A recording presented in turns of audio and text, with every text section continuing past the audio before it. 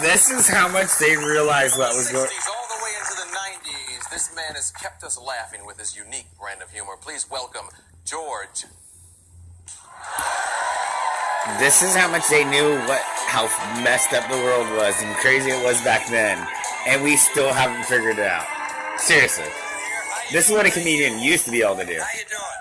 Hey, nice to see you. Listen, I'm here to exploit this war. I'm here to exploit this war. War is good for business. Just take a look at the stock market. So I'm here to exploit it just like everybody else in this country. Best thing about this war, it's on every channel. And every channel has a slightly different war. Do you notice that? If you don't like the way it's going on Channel 2, try Channel 9. Maybe your side is winning over there.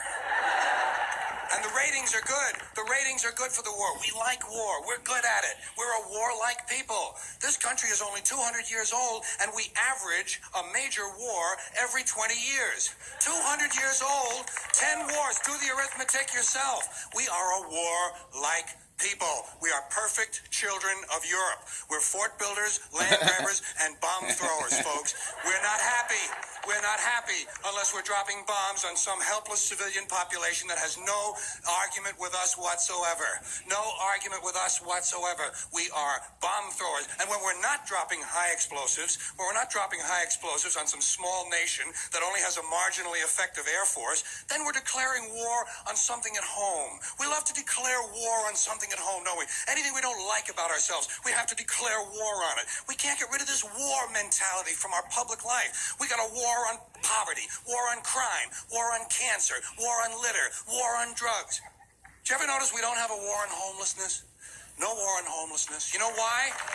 You know why? I'll tell you why, because there's no money in it. There's no money in that problem.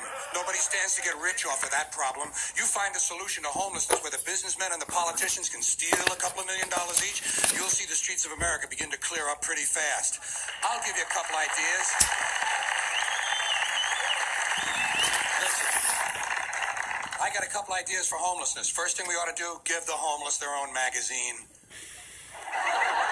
Give them their own magazine. That's a sure sign of making it in this country.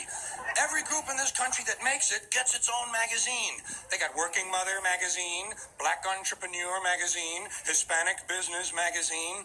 Any activity engaged in by more than 4 people in this country gets a magazine devoted to it. Dart throwing, backpacking, basket making, boating, hiking, walking. Walking! There's actually a magazine called Walking! Look, Dan, the new Walking is out. Here's a good article, putting one foot in front of the other. Give them their own magazine.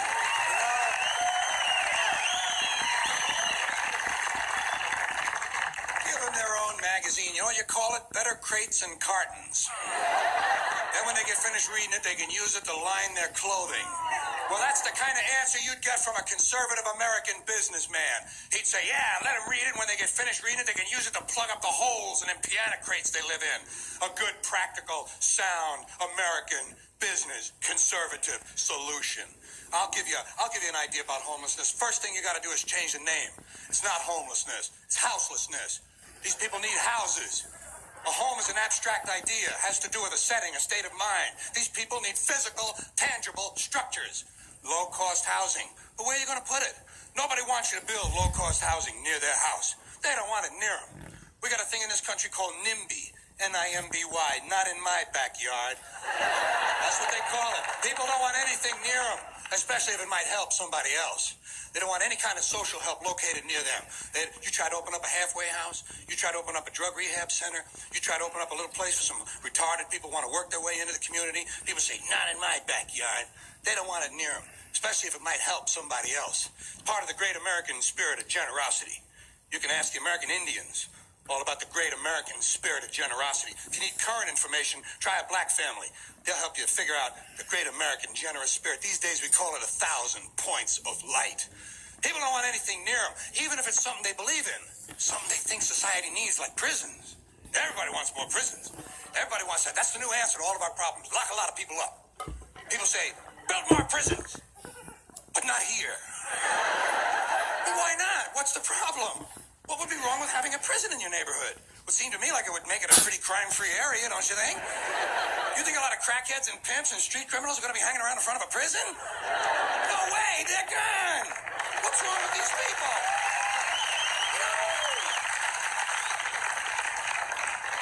I mean, all the prisoners are locked up, the criminals are behind the walls, and if a couple of them do break out, what do you think they're going to do? Hang around? Check real estate? No way. They're gone. The whole idea of breaking out of prison is to get as far away as you possibly can. Not in my backyard. Well, I got an idea where we can put some low-cost housing. Golf courses. This is just what we need. Golf courses. Plenty of good land. Plenty of good land in nice neighborhoods, land that's devoted now to a meaningless, mindless activity engaged in primarily by white, well-to-do male businessmen who use the game to make deals to get together to carve the country up a little finer among themselves. Golf is an arrogant, elitist game, and it takes up entirely too much room in this country. Entirely too much room. Listen to me. You know how much room it takes up? 17,000 golf courses, about 150 acres each. That's 3 million acres. That's 4,800 square miles. 2 Rhode Islands and a Delaware. You could build for the homeless on the land that's currently devoted to this meaningless, mindless, arrogant, elitist, racist game. Racist game. Racist game. I say it's time to reclaim that valuable land from the wealthy and turn it over to the homeless. You see, I have solutions.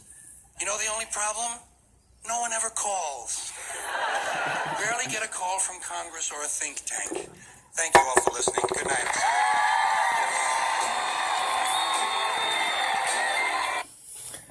This is the insanity of what they kind of understood. And you know what's so funny is, like, that dude was far left in the 90s.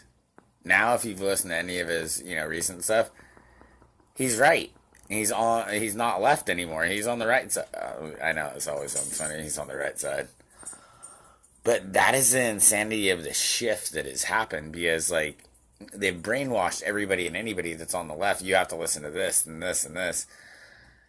The insaner that they get, like, they keep grasping for little pockets of this and that. And yeah, they might, hold on to a little bit. But when you keep grasping with insanity, there is almost like a breaking point for almost everybody. I understand there are some, latcher-ons there that'll probably still latch for a long time. But these lefties keep going so freaking far. And seriously, I think it's going to get to the point to where, like, it gets to, I mean, they're already doing the things they're doing in schools. We won't get into that. But it's really going to be changing the age of consent and what, into pedophilia and things like that.